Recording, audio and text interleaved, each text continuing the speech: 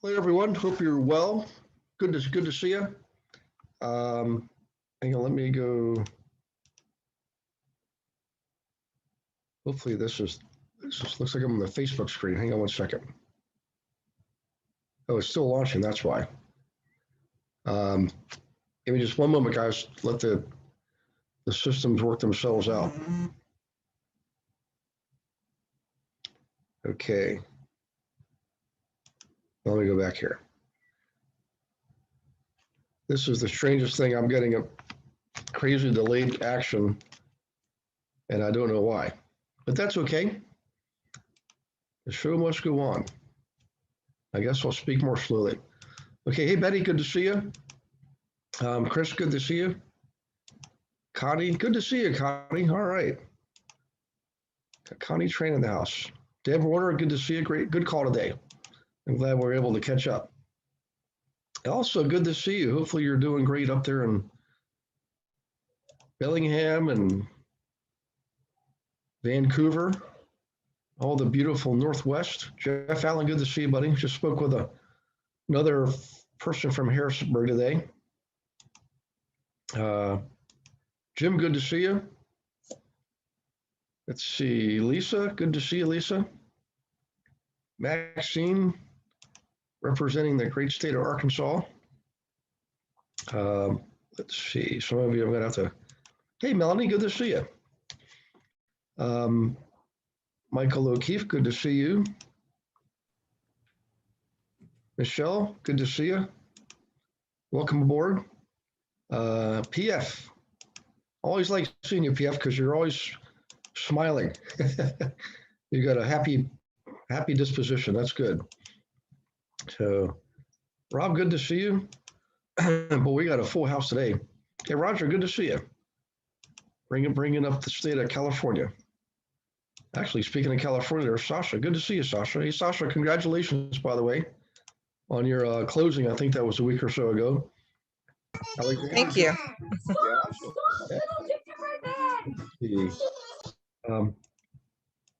Elizabeth, good to see you.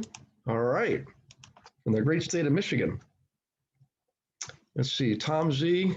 Right now you got a couple of Virginians on the call. Tony, good to see you. Ursula, good to see you too. Susan, more Virginians. All right. And Kai, good to see you. Florida. And let's try to, I think that's it for the promotions. What I was doing, the guys, is promoting everyone so we can see your beautiful faces. So let me type in my chat box here to all panelist attendees. Happy Father's Day, by the way, to all the dads. Hopefully you had a good day yesterday. I did. I was working and cleaning, and enjoyed the whole day. So, okay. By the way, welcome to all the guests. We got several guests on tonight, and always good to see you guys. Good to stay in touch and keep learning. So tonight, what we're going to go over is a rehab analysis. We're going to use our forms that we have online through the resource area. And I'm going to go into ReallyFlow and show you the one we do there so you can compare and contrast. Obviously, online real time is usually more fun, easier. You can do all kinds of neat things with it. Share it, save it, file it, print it, all kinds of neat stuff. Before I get into all the details, though, I think everybody should be promoted so you can mute yourself and unmute yourself at will. And do either of you have any questions? Things you want to cover before we jump into tonight's content? And it's okay if you think of stuff in the middle of the content. It just helps if we cover things up front and we're into the content, we focus on the content. Doesn't always work out that way, but that's what we aim for. So let me check. I think we got Brianna, good to see you. All right. By the way, guys, I wanted to tell you I did get voice strain last week, and it was I was doing great up through Tuesday, but I really belted it out Tuesday night on the Tuesday night gig session. And then if you've had voice strain before, it's usually like mild. It sounds like your voice is strained. In this case, it was actually from here up to here, and it was like a piercing, acute pain. Like as soon as I raised my voice, it was a little bit on the painful side. So called the doctor, and he said, no, it's still a voice strain. It's just acute voice strain. And I said, can I just keep drinking room temperature liquids, and can anything I can do and take? And he said, no, you just have to stop talking. So imagine me not talking. When I'm on a phone, I'm okay on a regular call, but when I get on these classes, I tend to want to belt it out here. But in any case, I apologize for that. So there was a large group on Wednesday night, and Brianna, I think I'll do a makeup class for that maybe in July. That July gig session for Central Time Zone, I'll probably make that the one where I teach, and we have to check it on the specific time zone folks and see what we want to do there. But I appreciate all the effort you guys put into that. So, in any case, without further ado, let me do a screen share. Let's see, share. Hopefully, here we go. And I'm going to go to the website.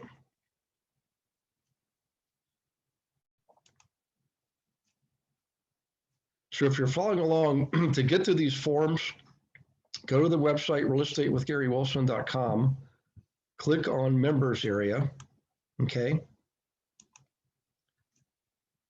And if you're a member, basically, I'm already logged in, so it took me right there. But what you want to do is click on this right here. It says member resources, okay? And in here where it says tools, this is where you're going to find spreadsheets, Excel spreadsheets, Word documents, things like that you need when you're checking out a property, okay? So we're going to work with these two right here, property information form and property rehab analysis form.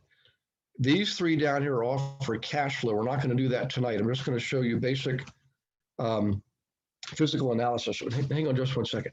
Do you want me to get my headset, honey? I forgot. Okay, all right. And then let's see here, properties, and then this one up here is an online calculator, okay? So let's download this one. And we'll download, oops, okay, let me, right, that's downloaded. Let me go back here. I thought it was supposed to jump to a new page. I got the property inspection form, and I'm going to do rehab analysis. So we'll download that one. And we'll bring them both up here. Property inspection form first. This is what I'm showing you here. This is the old way. We still use this, especially if you're out in the field, you're looking at properties, you don't have your laptop, maybe you don't have internet service, that type of thing. You can always print these forms off, and I highly recommend you do that.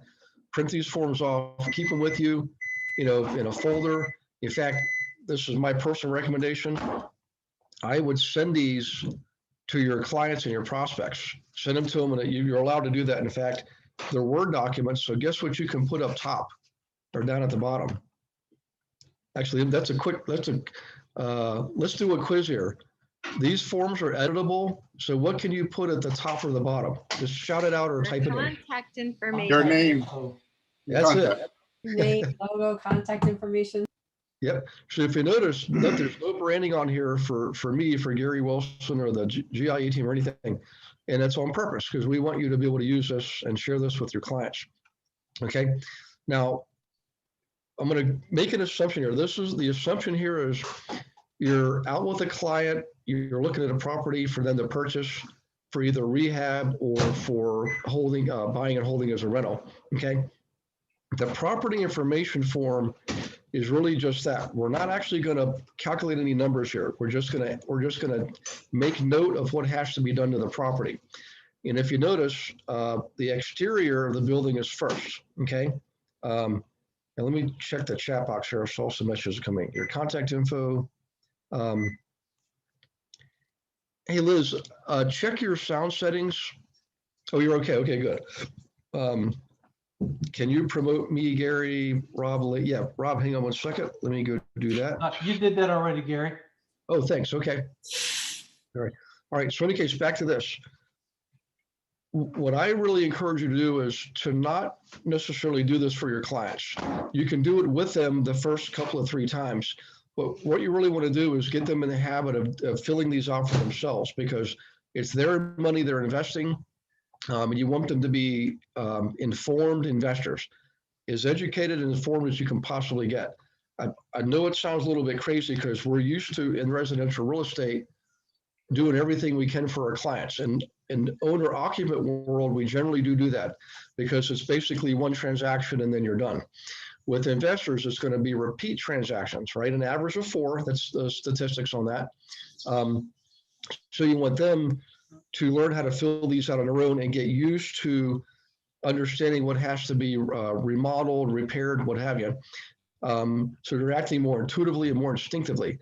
And I promise you this, they will stay around a lot longer. I mean, I've had clients buy more than 40 properties with me, and they all go back to saying, Gary, I just want to thank you for teaching me to do this and making me do this myself, because they feel more comfortable, more confident. And okay, so back to this. We'll always do the exterior first. Remember, when you drive up to a property, just pretend like you're a consumer. What's the first thing you look for when you drive down the street is you're looking at the overall condition of the street. Then you pull up to your house, the subject property, you're generally going to notice the outside of the house first, the landscaping, mailbox, driveway, sidewalk, that type of thing. All right, so we start there and we just make notes on the landscaping. We make notes on the pool, if there is a pool. Quick little caveat, because this comes up all the time. If you're in an area like Florida or California or any of the southern smile states, Texas, Louisiana, Alabama, Mississippi, you generally do want pools. But if you're in a northern state, I found personally, it's actually less hassle to not have to deal with a pool. It just is less liability, less everything. So we would, sometimes we're above ground pools, we would just put an ad in Craigslist and say, free pool, U-Haul. It'll come along and take the pool away for you.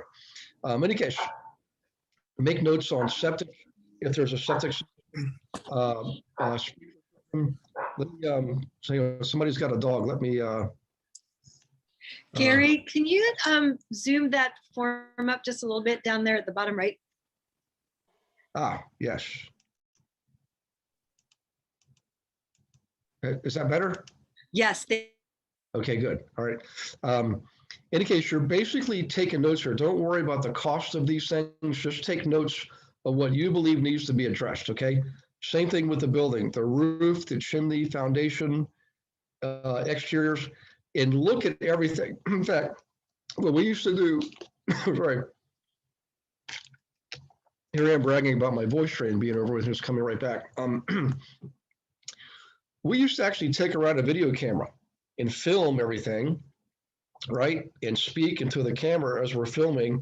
And later on, we will replay the film on our computer and fill everything out then. That's what we used to do. Nowadays, we've all got cell phones. You can take pictures, you can take video streams, anything you can do to record this, okay? I would highly recommend. But in any case, the grounds, the building exterior itself, then we move into the interior. We always go look at the big systems first, electrical, plumbing, HVAC, that type of thing. We're basically working our way down from big ticket items to smaller items. Okay, so from the systems, the mechanics basically, then we move on to the appliances, microwave, dishwasher, stove, refrigerator. And again, you're just saying old refrigerator color doesn't match stove color. If you're going to be flipping a property, you definitely want those appliances to match, and preferably be new or very newer, electrical systems. In here, you've already looked at the panel and everything downstairs, right? Any case, but we're really mainly focusing on lighting, outlets, things like that. In plumbing, we get into the actual plumbing itself and cabinetry and so forth. So, in any case, you want to just make notes on this. It's very basic, very simple. It's just a way for you to record what you're seeing. The next thing, of course, is all the glass, and you can have a lot of glass in a property, and then personal property like carpeting and drapery and so forth. And that's really pretty much it. Okay.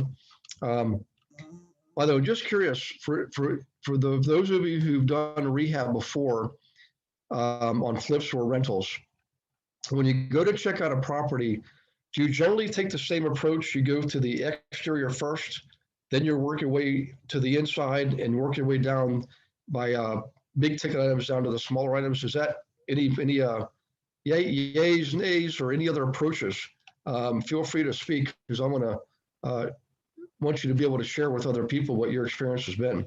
So I didn't have any a system around going outside first. I always went inside first, but I like the idea of going outside first and having the system in the way that you have it here. I would always lead with the kitchen and bathrooms, and then go from then to the AC. But yeah, this is a nice format. I like. Yeah, well, I appreciate that. And the reason is generally speaking, siding will be one of the most expensive things you can do to a house, or roofing. So we work on that stuff first. The other thing too is, Amy, is what we're looking to figure out is a rule of thumb. You can write this down, guys, if you want. If we come up with 3 big ticket items, we generally would just go and walk away. Okay.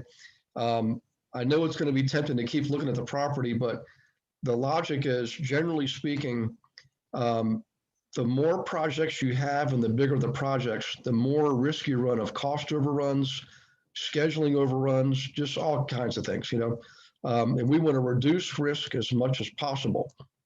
So I've always had this saying, I would rather pay more for a property with a smaller project than pay a little bit for a property with a big giant project. Because if you've ever done that, you know what happens. It's stuff, you name it. There's all kinds of things that happen. Let's say you're doing a major overhaul and you're ripping out, you're gutting it. You go right down to the studs. Well, you're really going to have a good GC, or if you're doing your own GC work, that is being your own general contractor, you're really going to have a lot of crews available to you. For example, let's say you've got your electrician scheduled for this next 2 weeks to do the wiring. And after that, then you got the plumber coming in and do the plumbing. Then you got the drywall guy coming in and do the drywall, and then the mud and tape and sanding, and then the painter. So let's say the electrician gets sick. He's out for 3 days.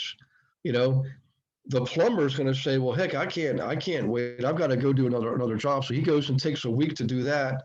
Then comes back to your job. So now you're out 2 weeks. Well, guess what? The drywall guy, he's not going to sit around waiting for a weekend, went to do another job. Right? He came back to you a week after that.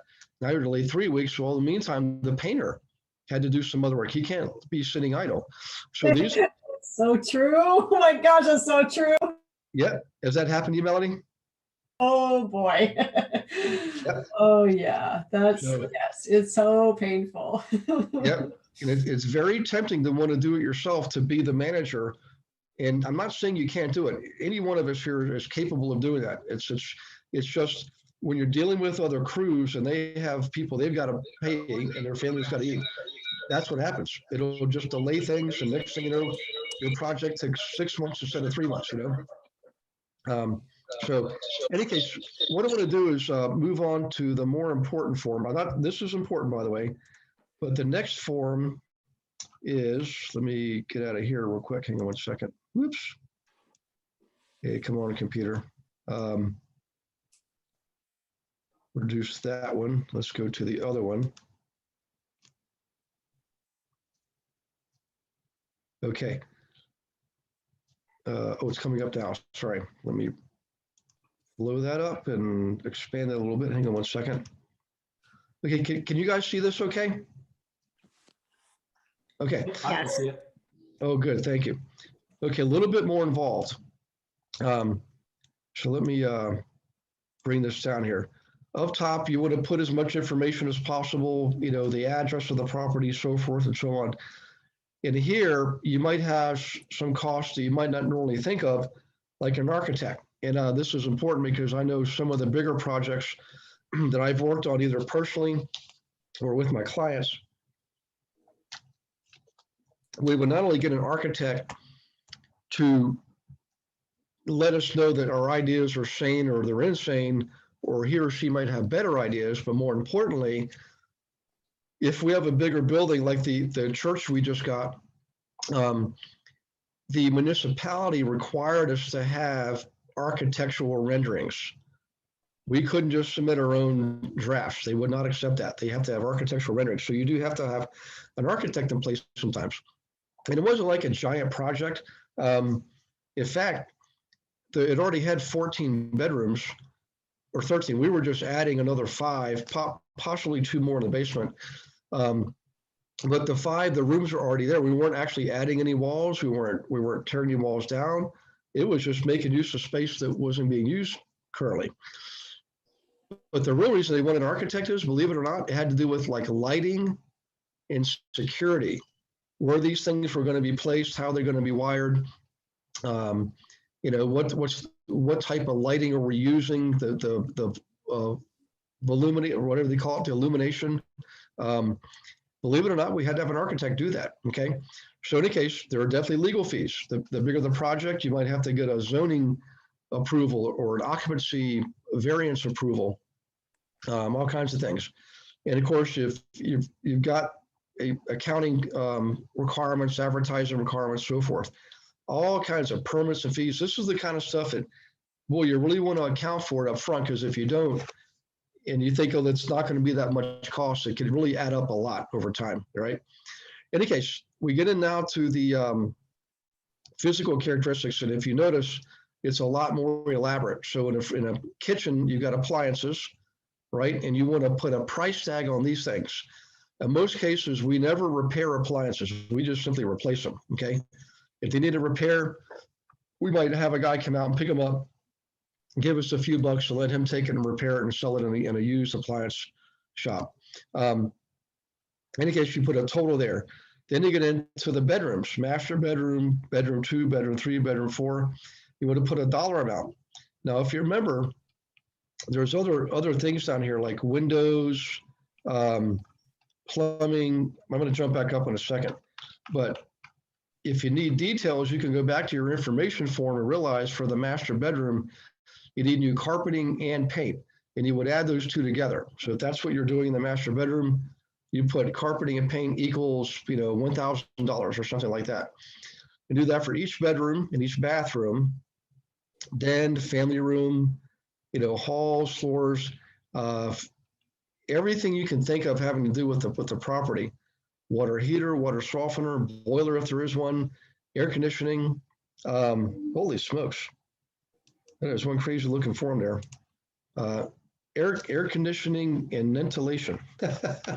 Let's fix that. Space. Oop, I don't think it's going to let me, is it? I'm not going to do this now. We'll move on here. Heating, electrical. You're basically putting dollar amounts beside all these, okay? Now, plumbing, fire protection system, if you have to have that, furniture and fixtures, you generally won't have furniture. And you have this total for your interior, all right? Then you move to the exterior, all right? Gary, hang on one second. For contingency, do you put in usually like 20% like you would do a renovation loan? It depends. Yeah, it depends on the size of the project, Susan. So in the early days, I did put in 20%. Later on, I got pretty good at it. I mean, we had projects come in literally within $100 of projection. So I would add 10%, but that was after a lot of experience. It also depends on the size of the project. So if it's a small project, easily, everything is like pretty clean and straightforward, we would add 10%. But if you have multiple big things like roofing, HVAC, new kitchen cabinetry, at that point, we would probably add 20%. I would rather over project and come in under budget than under project and come in over budget, because there's nothing more painful to an investor or to a banker to keep coming to the well for more money. So in fact, I'll give you a rule of thumb here. So you may be thinking right now, Gary, I don't have a lot of experience with this. How do I actually know something needs to be replaced or repaired? Well, in the beginning, what I did is I did pay an inspector to go to 3 of my properties with me in tow.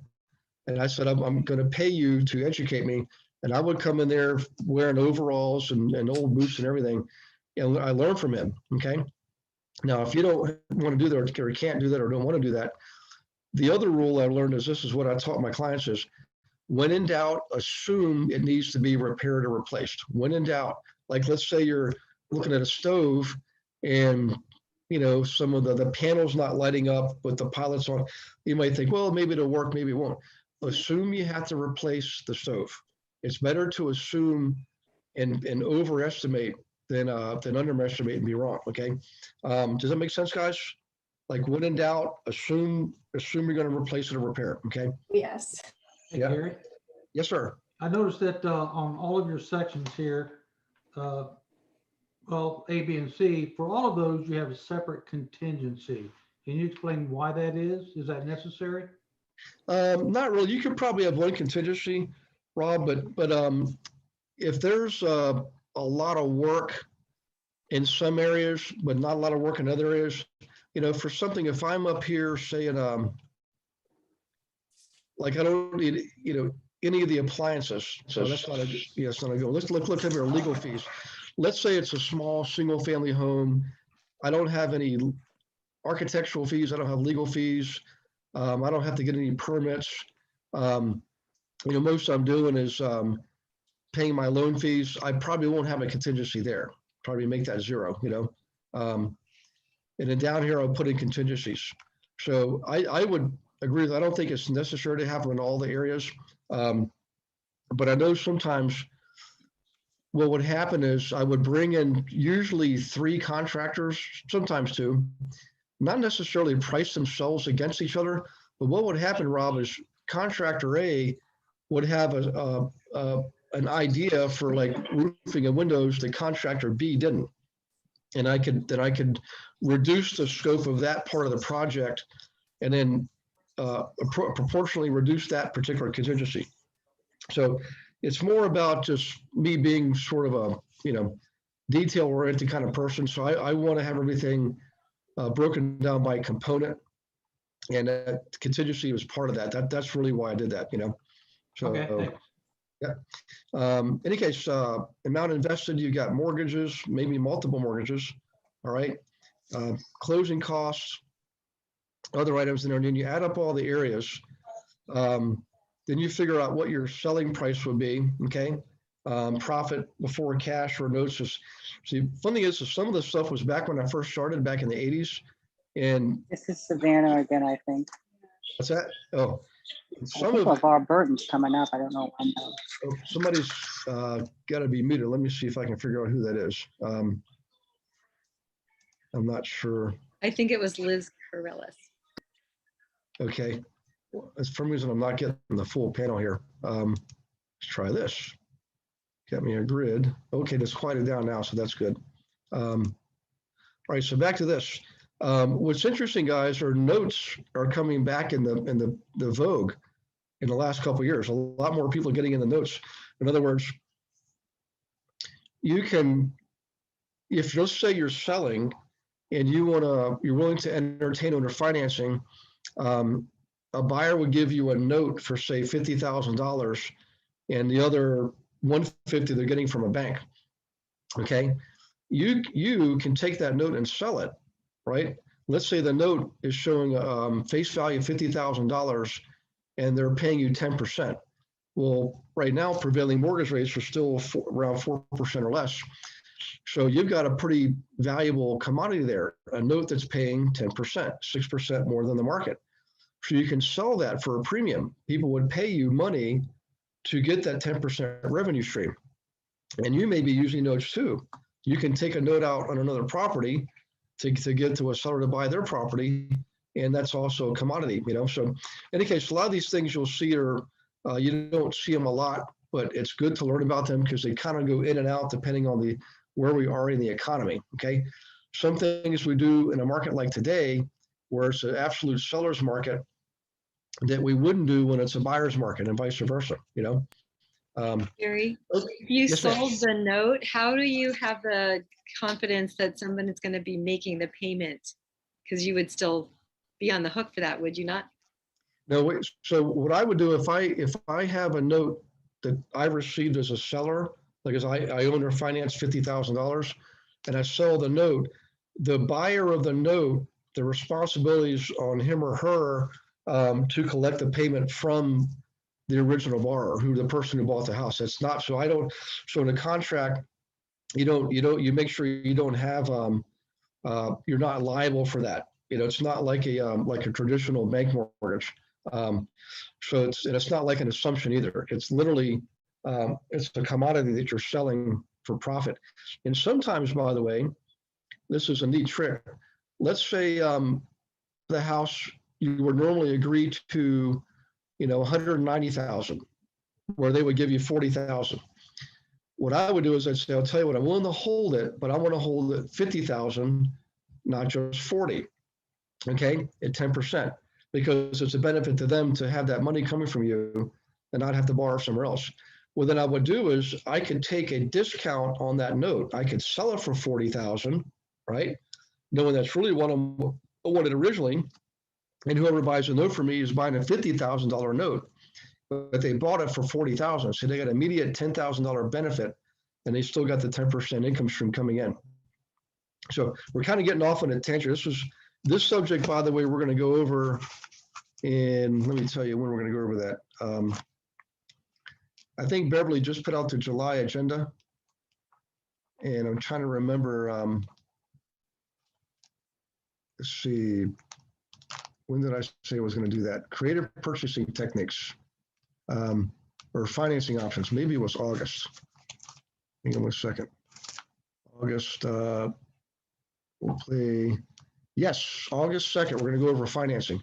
So we'll talk more about notes and that kind of thing there, but interesting subject. It always raises questions when I bring it up. But what I want to do, guys, is first see if there's any questions on this. And what I recommend is, by the way, download it onto your computers so you have it your disposal, and maybe keep a folder, a couple of them printed off, and absolutely share them with your clients to have them do the work. Okay. So everybody okay so far? Okay, let me just check here and see if I've got to, I've got to promote a lot more people. Holy smokes. Hey, Christine, good to see you. Jackie, good to see you. Mary, all right. Mary, hey, Mary, guess where I'm going to be in about 3 weeks? I'm going to be over in Cambridge on the other side of the bridge. So in fact, I tell you what, I'm going to be crossing over, going to DC for an event. I'll call you about a week in advance, Mary, and we'll see if there's a way to meet for lunch or something, because I'll be literally going right by you. Rob, good to see you. Randy, good to see you. And Teresa Green, good to see you. Teresa, I don't know if your ears were ringing earlier. We were talking about you. It was all good too. It's all good stuff. Hey, Christine Simonson, for some reason, it's not letting me, I'm clicking promote to panelists, but it's not bringing you to the panelist category. I'm not sure why. I'm going to click on allow to talk, because maybe you're just on your phone. Okay, here's what I really want to show you guys. So let me get out of here. Reduce that. And I don't think I have it up here. Let's see. Now I've got to bring it up. Hang on one second. I want to show you an online tool that we use, okay? This is a great way to impress investors, all right? So let me get logged in. I'm going to show you this online analysis tool. It's basically a repair estimator, but it's online real time. And you can do this on a Zoom call with a prospective client. Or you can, if you're in an area where you have Wi-Fi, always have your laptop with you. I keep one in my car and I keep one at home. Okay. And if I need to, I'll pull in the Starbucks or Panera Bread. There's all kinds of places. Most places today have Wi-Fi. Believe it or not, McDonald's has Wi-Fi that you can tap into. They almost all do. But what I want to show you is this. Okay. So there's 3 analysis tools that are all online: Deal Analyzer, Repair Estimator, and the Rehab Planner. I want to focus on Repair Estimator since it's part of the subject we're going over tonight. And because I'm not in production, I don't have any projects out here. So let's see if we can pick on one that looks like a maybe smaller scope. 118,000. That's a big job. Look at this $205,000 job. Holy smokes! I'm hoping that's more like $1 million property. Here's one. 27. That's a. Hey, it's cousin Tom. Hey Tom, would you mind if we went over this?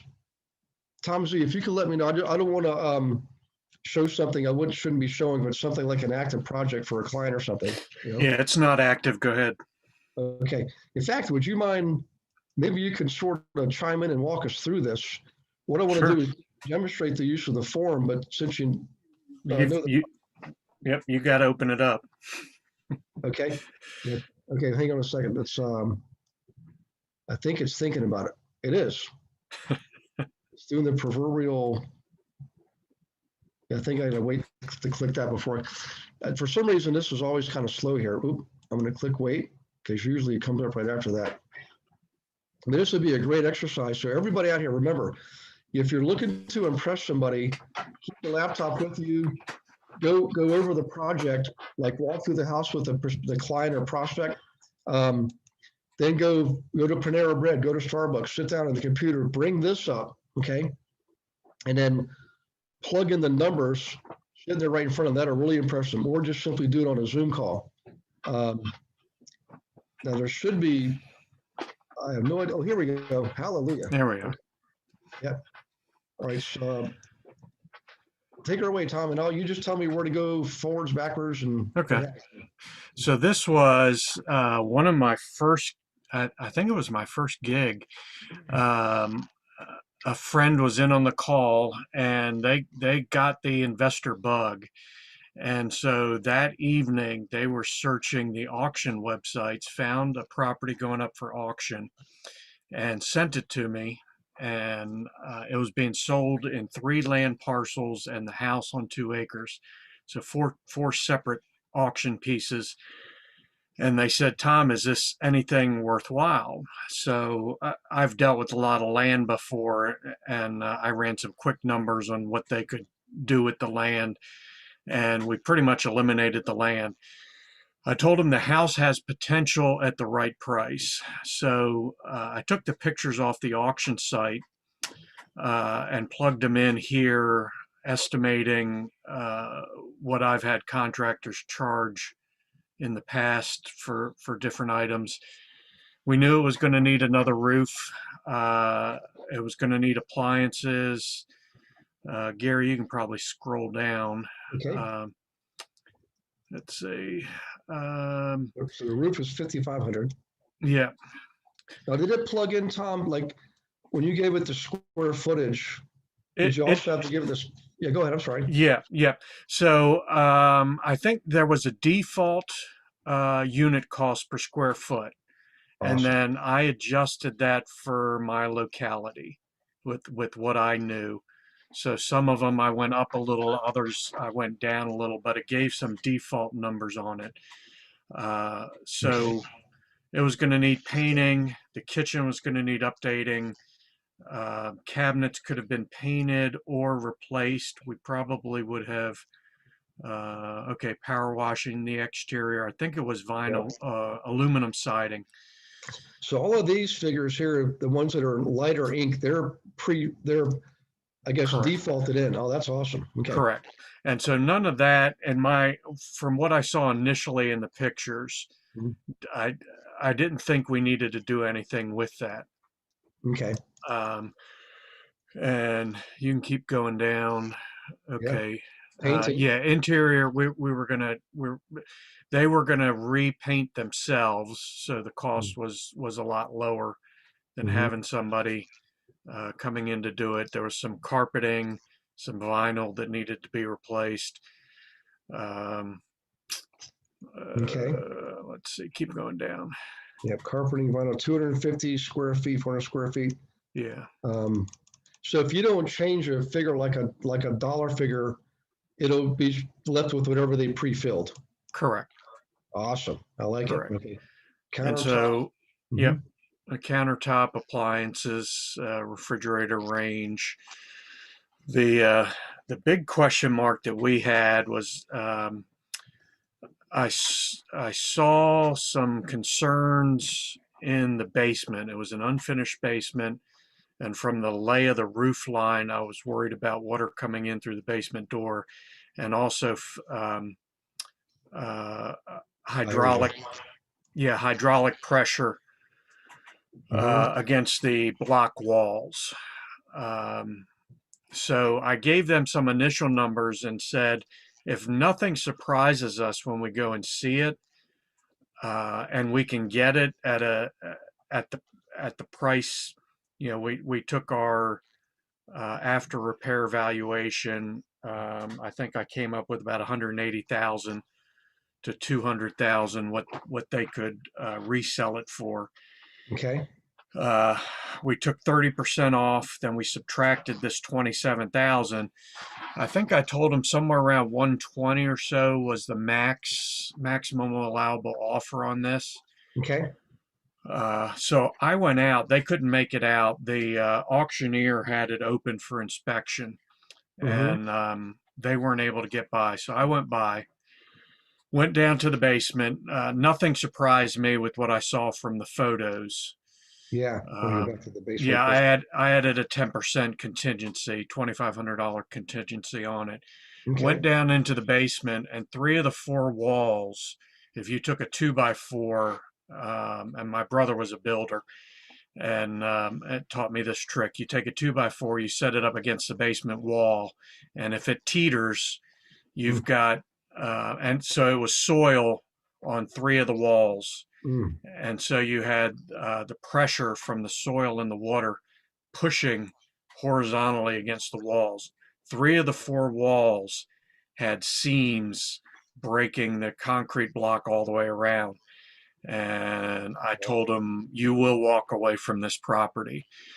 It ended up selling at auction for about 170,000, which was almost full retail price, and I couldn't believe it.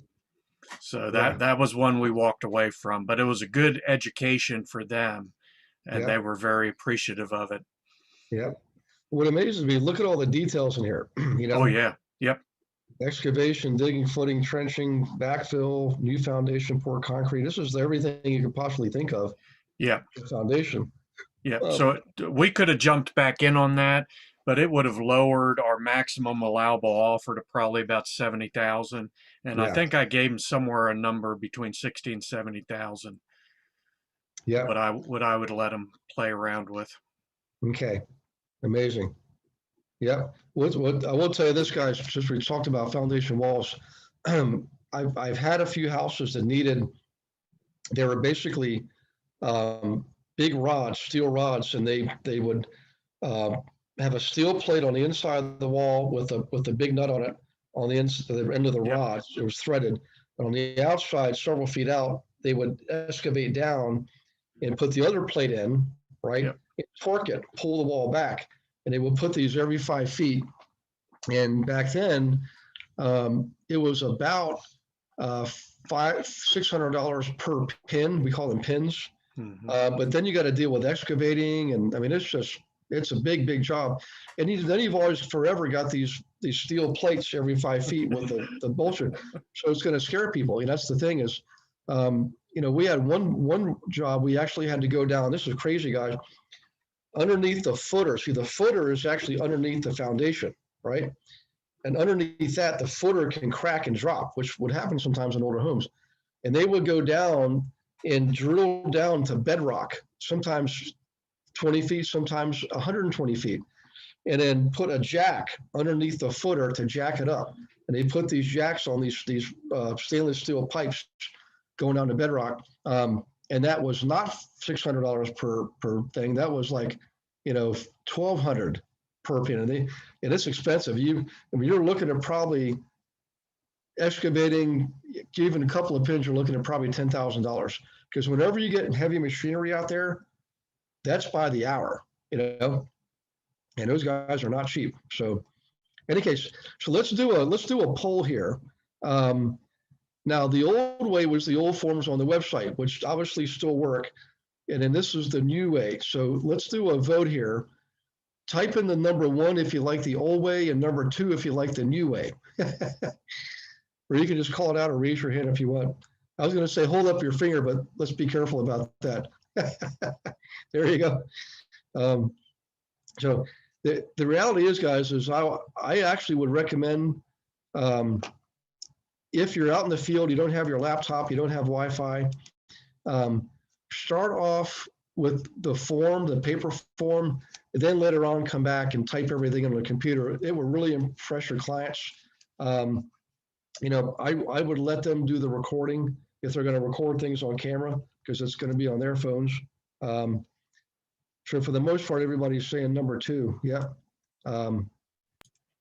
I would use both. Yeah. Yeah. I mean, that's You really, can get overwhelmed with the really flow, but this was very comprehensive and gave my folks really good numbers. yeah. Yeah. Did they end up buying with you, Tom? Like another property? What's interesting, their son is Trent's age. They went to school together, and he's at University of Kentucky. So after the second gig, they said, you know, we ought to buy an investment property in Kentucky so that he can get in-state tuition. And that's what they did. Now they still have a house here in Virginia, but she's been on most of the gig calls, and she's really gung-ho. So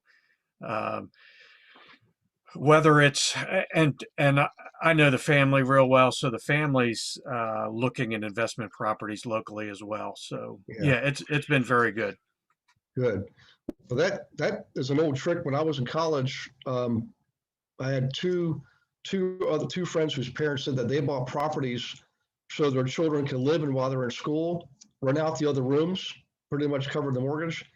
And when they finished school, they had an asset they could either keep or sell for profit. And then sometimes one family, they use that as incentive for their children to graduate on time with honors, that they would be given the house at graduation time. Talk about a carrot. Good Lord. I didn't even like that. Yeah. When I got out of high school, you know what I got? A 1973 Buick Skylark. That's what I got, with 113,000 miles on it. And I think it had coat hangers and rubber bands inside under the hood holding the thing together. So, you know, I was glad to have it, you know.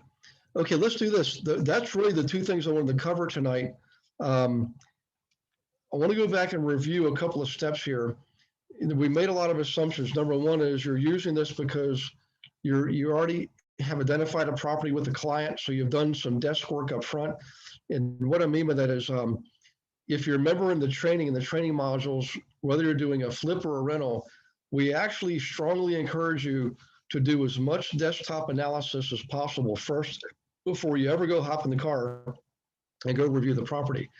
It's easier on rentals because generally you have some financial data you can gather to look at and plug in to make sure the thing's actually going to make sense. Like, in other words, the rents will justify the costs. On flipping is all about the remodel. So it's very hard to do more desktop analysis other than look at what the sales are for the area, and look at the property based on the county website pictures and MLS listing pictures and things like that. You're trying to basically draw as much of a conclusion on your computer as you can before you go see the property. So back to the flip, you know, the steps are basically this. We would first go through the selection of properties and see what the asking prices were. And if the asking prices were at or below what we believe is fair market value for the area, then we would keep it in the good pile. And if it wasn't, we would throw it in the we're not going to keep it pile, the bad pile. And then once we had the good pile, we would go through that and start looking at the number of bedrooms, the sizes of the bedrooms, the pictures of the property, and narrow it down further. So because you don't want to try to go look at 20 properties, you're want to try to get it down to maybe six, three at a minimum, and probably no more than six. This is my own experience. Most people's minds it's impossible to keep track of information on more than 6 properties. Even though you're writing everything down, it's just too much, it's overwhelming. So in the case you're looking at the pictures, the square footages, all the houses in the neighborhood have a garage, but this house doesn't, things like that we would make note of and continually discard all the properties that don't make sense on a desktop analysis. By the way, I mentioned garages. When you're flipping a home, it's usually a good idea to make sure the home is commensurate with other homes in the neighborhood. So if every home is a 4-bedroom colonial, you should probably be looking to flip a 4-bedroom colonial. I'm not saying you can't flip a 3-bedroom, 2-bathroom ranch in a neighborhood with all colonials, but let's face it, most people wouldn't build there that way. It'd be kind of a rare thing. Some neighborhoods are mixed, of course. You got ranches and colonials and all kinds of stuff. But the thing is, you're trying to look for is basically a homogeneous match. Sorry, and then and only then do you go look at the property, do the physical analysis. And at the end of the day, and I'm going to cover this in more detail in another class, this is what's really important when you're working with investors, particularly flippers, okay, is at the end of the day to not say, hey, go ahead and go back home, go through all the notes and call me when you're ready. Do not do that. Please take notes on this. You want to stick with them either at the last property or go meet again at Starbucks or something like that and lay out all 6 properties side by side, okay? And it's kind of a cathartic exercise. You're going to look at them and say, okay, there's 6 properties here. Now that we've reviewed the properties, you've got your notes, you've just taken some initial notes, and you're starting to work on your cost sheets. If you could only buy 5 of these properties, which one could you most likely live without? And you take it up and ball it up and throw it away. Then you do the same thing again with the remaining 5, and you say, okay, if you could only buy 4 of these, which one could you most likely live without? And you get rid of another one.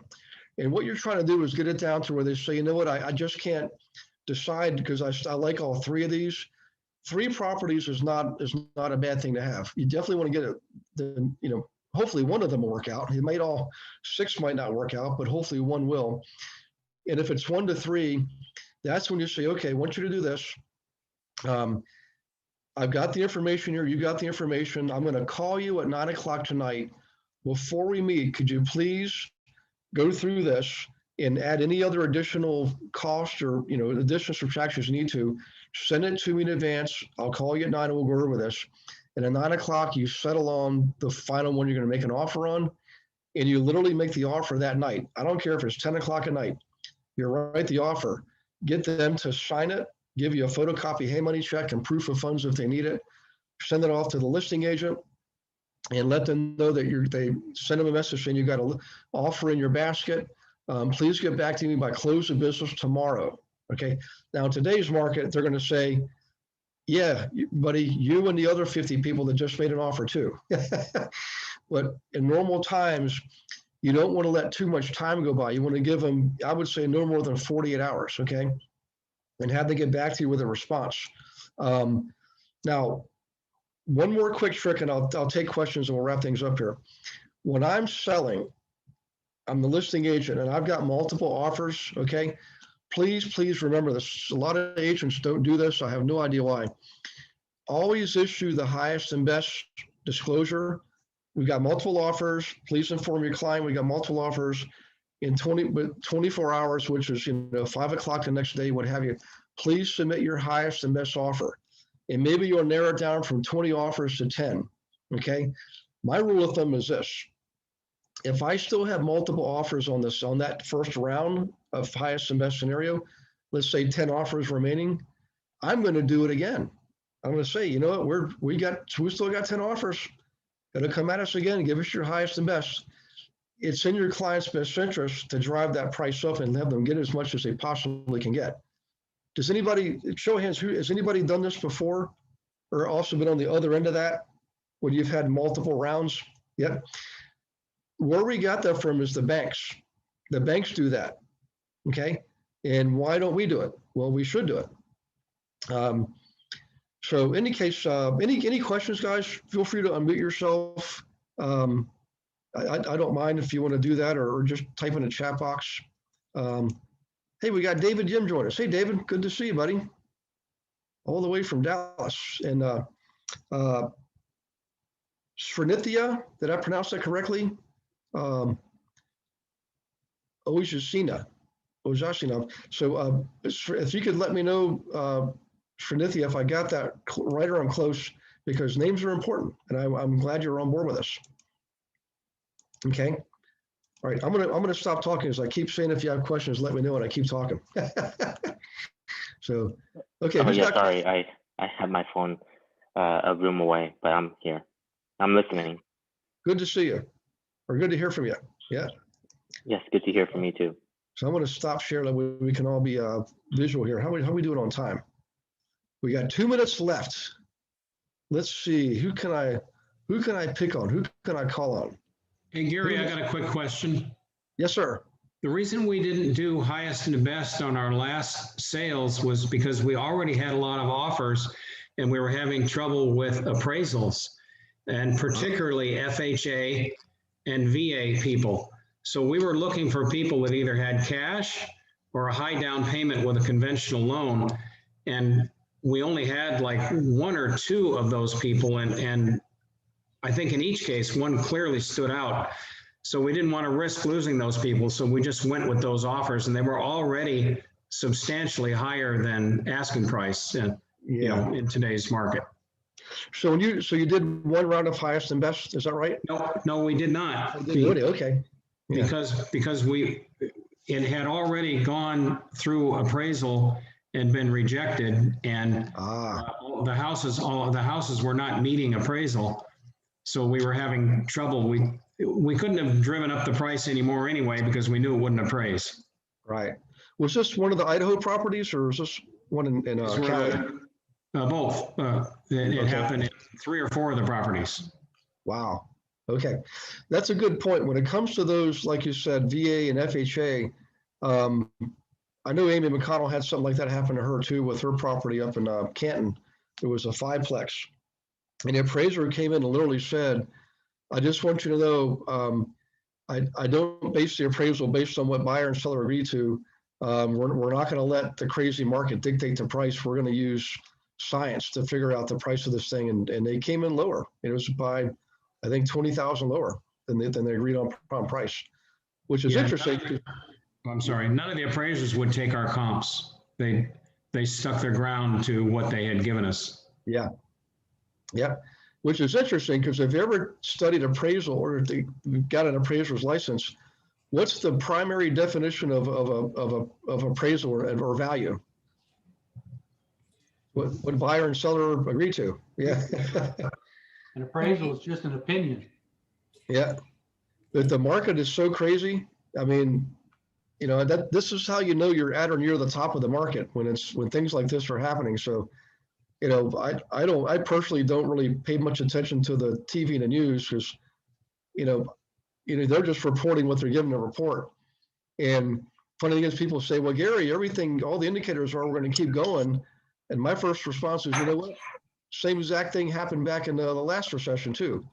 Everybody was feeling real comfortable until August. It went down fast, you know, and everybody was caught by surprise. So the numbers don't lie. I mean, inflation, you know, multiple offers, people waiving contingencies, you know, it's a mathematical certainty. To our face. What's that? Oh, so, okay. Any other questions or comments, guys? How about the subject? Do you guys like the subject tonight? Using those forms? Okay. Yes. I did. Yeah, go ahead. I'm sorry. No, I said I did. Oh, thank you. Next week, we're going to compare lease option with rent to own. That came up a couple of weeks back. So we're going to compare lease option with rent to own next week. We'll dive deep into both of them, and I'll give you my personal opinion when you should use one over the other. There are times for rent to own and there are times for lease option. I will tell you, basically and fundamentally, lease option is generally far better for the seller and rent to own is usually far better for the buyer, okay? But there's times and reasons for both. So we'll discuss that. We'll compare the two. And after that, we're getting into July. But Beverly will publish the agenda. So, and for all the guests, good to see you guys. Elizabeth, hope you're doing well up there in beautiful Michigan. So back on vacation, all smiley and ready to go. So Thank you. yeah, beautiful, beautiful state. If any of you have not been to Michigan, I highly encourage you to go up there. It's amazing, amazing scenery up there. Yeah, lots of water. So, okay, let's see. I think that's about it. Let me just do one more quick double check here. Hey, Ralph, good to see you too, buddy. Hope everything's going good out there, going well for you out in beautiful Anaheim. Grace, good to see you, obviously. Hope you're doing well in Indiana. Let's see. Mary Tablata, again, Mary, I'll text you around 4th of July, and it will likely be about the 14th of July when I'll be coming across the Chesapeake Bay Bridge, and I'll stop in and we'll have lunch or something, or a late breakfast. So, Christine, always good to see you from Inland Empire. By the way, Chris Latham's not too far from you if you want to touch base with him. So, hey, Chris, I'll hit you up. he's a good guy. So, Okay. yeah. All right, And everybody. somebody's from Anaheim? Is that Rob from Anaheim, California? Or No. Chris is from Inland Empire, and then Ralph Nobles is from Anaheim. oh, okay. Is anybody here from Illinois? Illinois, I don't think Ebony's on. She's not on tonight, but we do have Okay. somebody up in Chicago. Yeah. Okay. We're up. We have a few folks from Maine and Hawaii who've recently joined too. So now we literally got the easternmost and the westernmost states. So how about that? Some interesting connections there too. But Rob, good to see you too, buddy. Rob Perot, and hopefully you got some of my suggestions were working out. And I think that's about it. Okay, guys, I'll wrap this up. I don't think there's any other meetings this week that I'm aware of. Next week, the gig leaders. So next Wednesday on the 30th, the gig leaders, or if you want to have a gig or global investor group, you're looking at running one, definitely be in on that meeting, okay? And we're going to make plans for the July global investor group meetings, okay? All right, one more check of the chat box, and I think that is about it.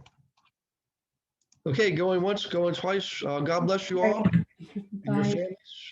And Bye, Gary. Thank you. You're welcome. Thanks, Gary.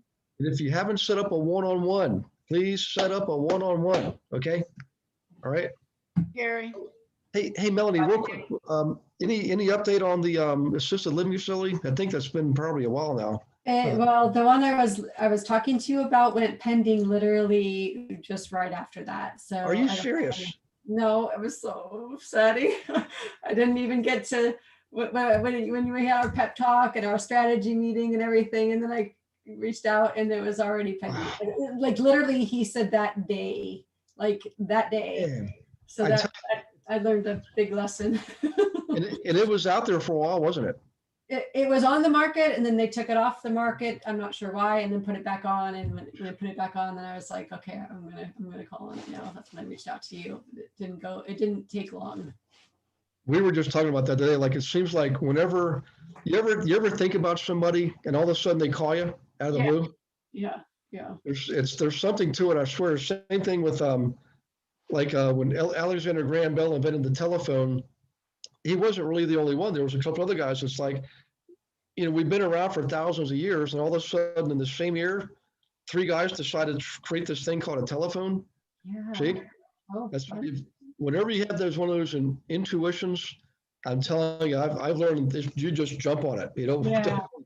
Is there for a reason, But Melly, I call those college classes. You took a college class, and you got a lot of learning from. And now right? Right. Yeah.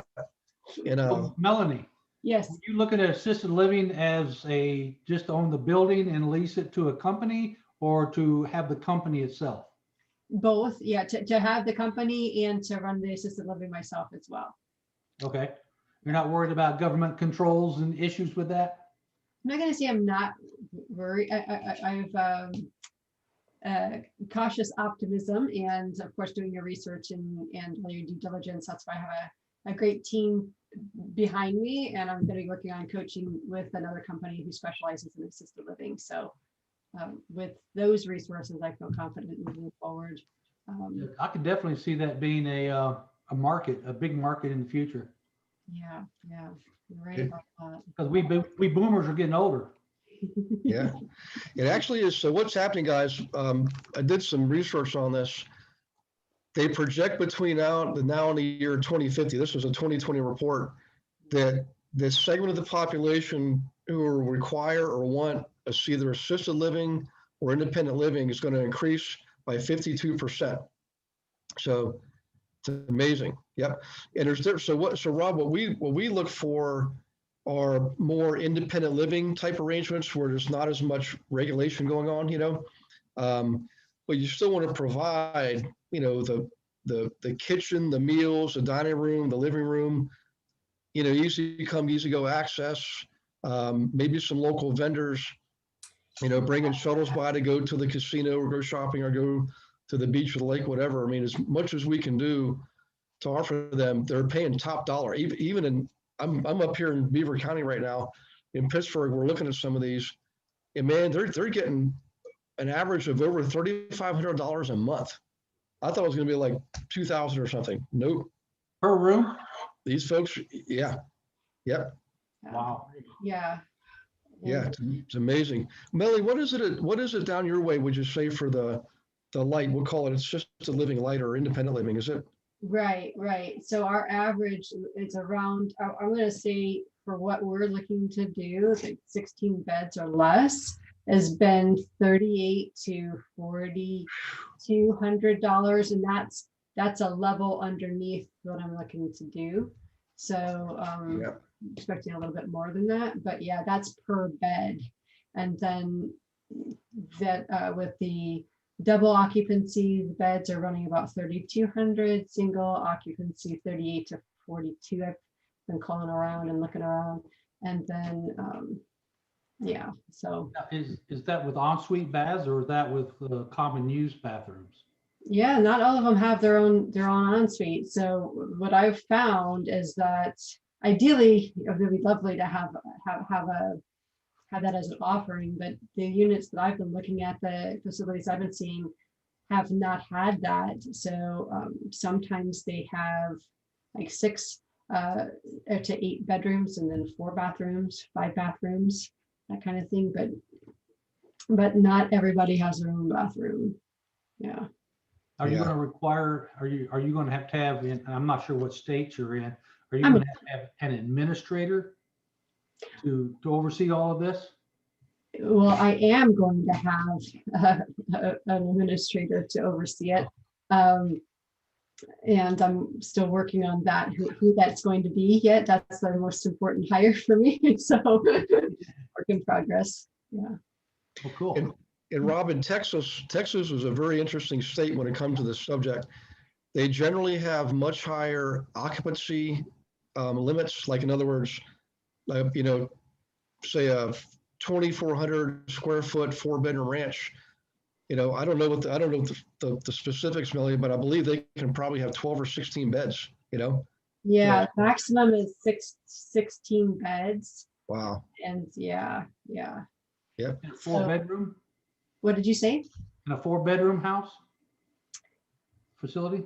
Well, ideally, so you're going to have a range. Like there's one that one I was looking at was 2,800 square feet. Mm-hmm. They had capacity for 15 beds, and they had 2,800 square feet. So wow. That's how it was. But ideally, if you can do 300 square feet per resident kind of thing. If you have it, you get to add on and and give them some more elbow room.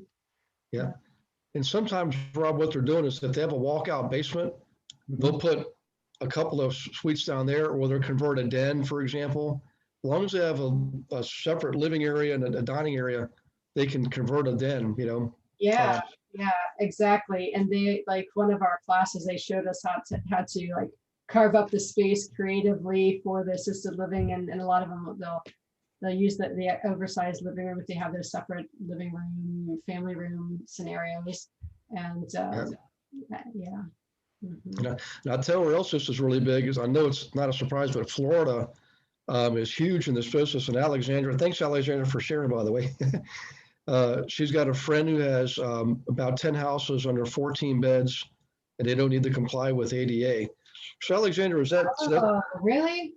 Yeah, so they're doing more than just the basically, I guess, independent living, like Oh, gotcha. Yeah, basically, she has is like the house that I went to see because she wants to refurbish that. It probably had like 6 bedrooms and about 2 bathrooms plus a kitchen, and then it has like a separate structure where she has like people that are more independent. But yeah, I mean the bathrooms, I'm like, you can, if you bring someone with a walker, there's no way that they will fit in, but that's the way they have it. Yeah. Interesting. Interesting. Yeah. Melanie, where you located? Where are you looking? I'm in Austin, Texas. Oh, okay. Yeah. Yeah. Do you have any ideas for me there? Always thinking. Thank you. I appreciate that. Hey, Christine, there are areas of California where this has become very popular also. Yes, it is. Yeah. So I know in Santa Barbara, we have a student up there do a bunch of this. In fact, I've got to call her. Boy, I just thought of that. Remember we were talking about that, Melanie, and all of a sudden. Right. That's right. Okay. Maybe you're like, I was just thinking about you, Gary. That's how it was when Gary called me. Like, he goes, "Have you ever thought?" Hadn't heard from him in 5 years. Oh, wait, I shouldn't be saying that, should I? That's okay. I'm glad to catch up. What's funny is I've had the best time doing this, and I mean, just talking to students. I mean, from back in 2015, even my old original clients. And I don't know what it is, guys, but I swear, in the last year, at least 3 of them I haven't seen or heard from in a long time, and they're calling, "Hey, just want to see how you're doing." And one guy, literally, this is the craziest thing in the world.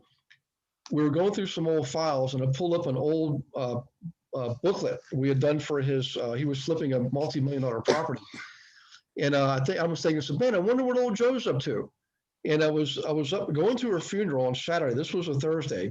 Going to a funeral on Saturday. My attorney had passed away, and he was one of my best friends. And so Friday, Joe calls me out of the blue, and he says, "Gary, you're not going to believe this. I was looking for another number and looking for Greg. I saw Gary. I said, I'm just going to see what old Gary's up to." And I said, "Joe, you're not going to believe this. I just pulled out the old flyer for your property from Fox Chapel from 12 years ago. Can you believe that?" So now we're reconnecting, and then a couple other scenarios like that too. It's just been, a lot of fun. So I'm enjoying it. And thankfully, I love that testimony, Gary, because actually, you guys, I thought it was a bot texting me. I didn't ever think it would be live, Gary. But yeah, so if you lose touch with someone, just call them, right? Like, it doesn't matter. Yeah. So I love that testimony. You do. You pick up right left. In fact, Joe and I were going to go out to dinner Thursday night. Well, we're going to go Wednesday night, but his 2 sons are taking him out to a whiskey tasting contest. And I said, "I'm out. I'm not. You go do all that stuff. I'll see you Thursday." So, but he's a neat guy. And I'm going to give you guys a big tip here. Make sure you tune in July, because I'm going to see if I can get Joe to come on the July 26th. We'll post ahead of time, but Joe is one of my all-time favorite clients. I don't know what we're going to get because he knows stuff about me, and but he's a real neat guy, and he's one of the best investors I've ever had. He's just completely dialed in. I don't, he has the magic touch, and I want you guys to meet him and listen to him, because he's going to talk about 1 or 2 of his flips and 1 or 2 of his rentals.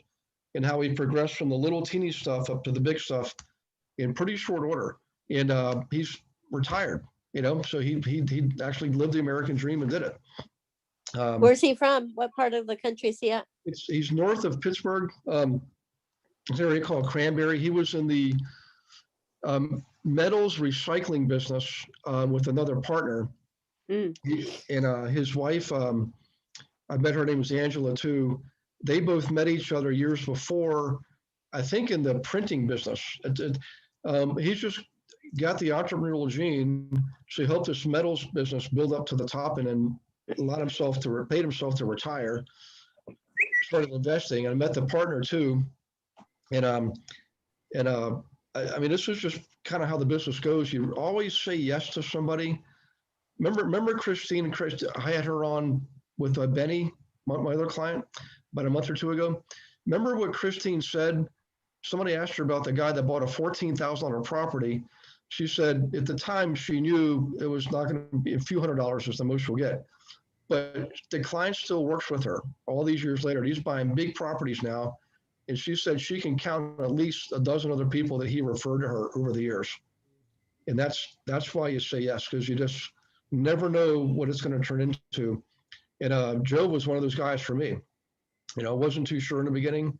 And boy, did he sure impress me, you know. So you'll get to meet him, pick his brain, and hopefully he won't embarrass me. We'll see. But okay, guys. Great. I hope you have a wonderful night, a wonderful rest of the week. God bless you and your families, and stay safe. Enjoy the summer. Happy first day of summer, by the way. Yeah, it's hot enough. Yeah. Oh, you know what? How about a surprise for Beverly? Today's Beverly's birthday. Oh, wow. Can we one, two, three? Let's say happy birthday, Beverly. 1, 2, 3. Happy birthday, Beverly. Happy birthday, Beverly. She'll love that. You know what else whose birthday today? Today's Christine's birthday too. We were just talking about her. Happy birthday, Christine. Happy birthday, Christine. Happy birthday, Christine. Oh, okay, guys. Have a wonderful night and call me if you use the link to set up a strategy call, and so we can keep making progress. Okay. Perfect. Thank you. All right. Everyone. Nice to meet you guys. Bye-bye. Bye. Bye, everybody. Night. Let's see.